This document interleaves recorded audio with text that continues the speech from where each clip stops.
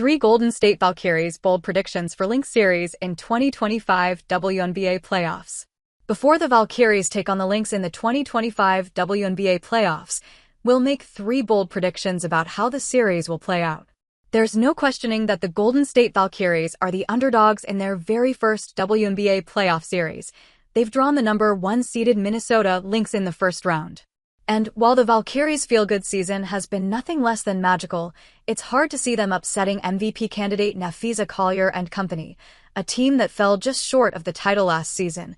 Minnesota leads the league in offensive rating, 109.5, defensive rating, 97.5, and net rating, 12.1.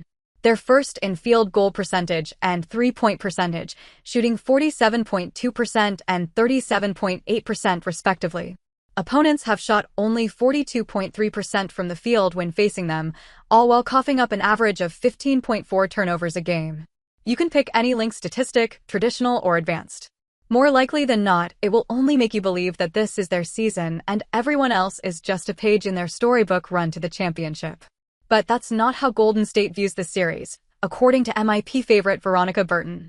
"I think every single team in this league is beatable," Burton said in response to a question about the Valkyries' confidence level after falling to Minnesota in the final game of the season. "We can compete with anyone.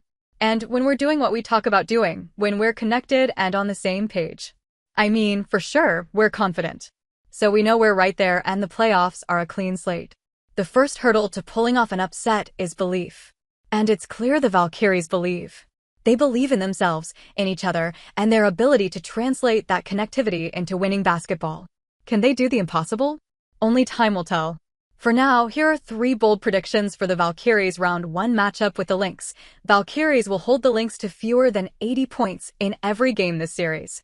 If there is a pathway to Golden State pulling off a 1-8 upset, it starts with slowing down the Minnesota offense.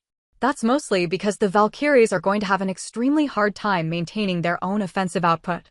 The Lynx's offense has strangled Golden State this season, collecting a subpar 93.1 offensive rating in their 4 games this season. The Valkyries have gone 32-4, 128 from beyond the arc versus Minnesota this season, 25%. And while Cody contender Natalie Naka's not going to budge from shooting a high volume of threes, they're going to have to drag the Lynx into the mud if they want the triples they do hit to stick. But defense is the strength of this Valkyries squad. Golden State holds its opponents to a league-best 40.4% from the field. Opponents also shoot a measly 31.7% from beyond the arc, which is just 0.2% off from the league-best New York Liberty in that category. They play a highly schemed, team-oriented brand of defense that has a way of causing opponents trouble on that end of the court. Naka's talks often about taking away what opponents do best, what opposing stars do best. In this matchup, it will certainly come down to game planning around Collier. The only problem with that is the fact that the second and third best things she does are pretty darn deadly, not to mention the Lynx have killed Golden State in transition this season. They've uncorked some of these impressive Valkyrie defensive games by making them run. Studbuds Natisha Heedman and Courtney Williams' performances against them are proof of that. But playoff basketball is inherently more physical, which helps the Valkyries' defense. It's also not that high a bar. Minnesota has scored 72, 78, 82, and 86 versus Golden State this season. A quiet plotline in this series is the fact that this is a potential revenge series for Valkyries' Cecilia Zandalicini, who was on the Lynx in their run to the finals last season. Golden State acquired Zandalicini through the expansion draft, and she's been a big part of their success this year, averaging 10.5 points on 40.7% from beyond the arc. But those stats don't demonstrate how good Zandalicini was playing before suffering a calf injury that cost her 8 games.